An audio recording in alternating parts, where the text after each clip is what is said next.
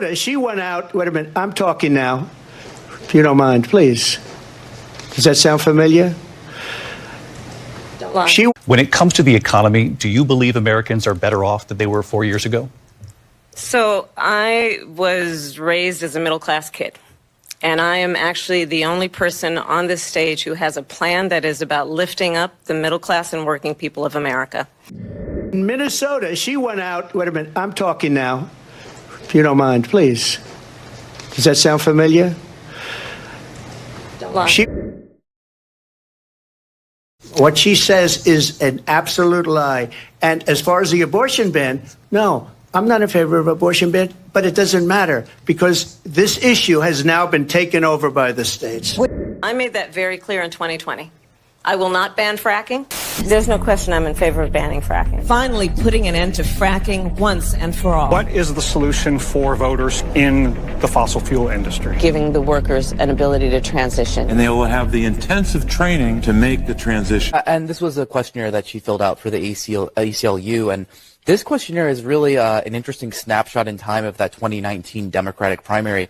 Kamala Harris was trying to get to the left of Bernie Sanders. She was trying to get to the left of Elizabeth Warren, and you really see that in a lot of these answers. And I want to walk our viewers through a little bit of what she said. Let's just take immigration and look at what she said here.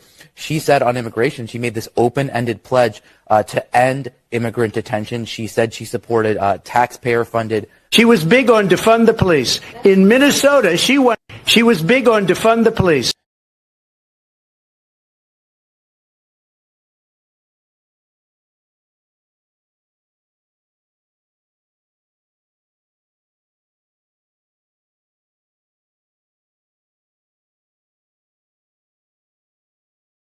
Let's remember Charlottesville, where there was a mob of people carrying tiki torches, spewing anti-Semitic hate. And what did the president then at the time say? There were fine people on each side.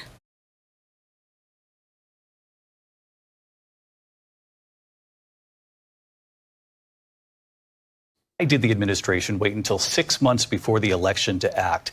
And would you have done anything differently from President Biden on this? So I'm the only person on this stage who has prosecuted transnational criminal organizations for the trafficking of guns, drugs, and human beings. And let me say that the United States Congress, including some of the most conservative members of the United States Senate, came up with a border security bill, which I supported. And that bill would have put 1,500 more border agents on the border to help those folks who are working there right now overtime, trying to do their job. It would have allowed us to stem the flow of fentanyl coming into the United States. I know there are so many families watching tonight who have been personally affected by the surge of fentanyl in our country. I ask you this. You talk about the Capitol. Why are we allowing these millions of people to come through on the southern border? How come she's not doing anything? And I'll tell you what I would do, and I would be very proud to do it. I would say we would both leave this debate right now.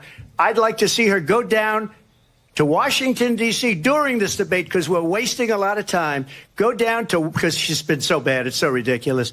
Go down to Washington, D.C. and let her sign a bill to close up the border because they have the right to do it. They don't need bills. They have the right to do it. The president of the United States, you'll get him out of bed. You'll wake him up at 4 o'clock in the afternoon. Right. You'll say, come on down to the office. Let's sign a bill.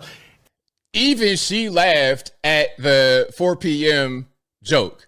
If he signs a bill that the border is closed, all he has to do is say it to the Border Patrol, who are phenomenal.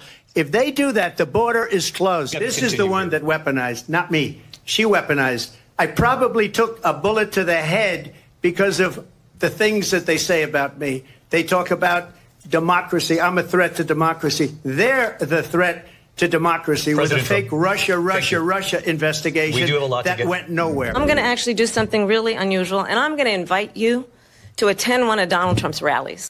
I want the war to stop. I want to save lives that are being uselessly, people being killed by the millions. It's the millions. It's so much worse than the numbers that you're getting, which are fake numbers. Excuse me. Every one of those cases was started by them against their political opponent. And I'm winning most of them, and I will win the rest on appeal.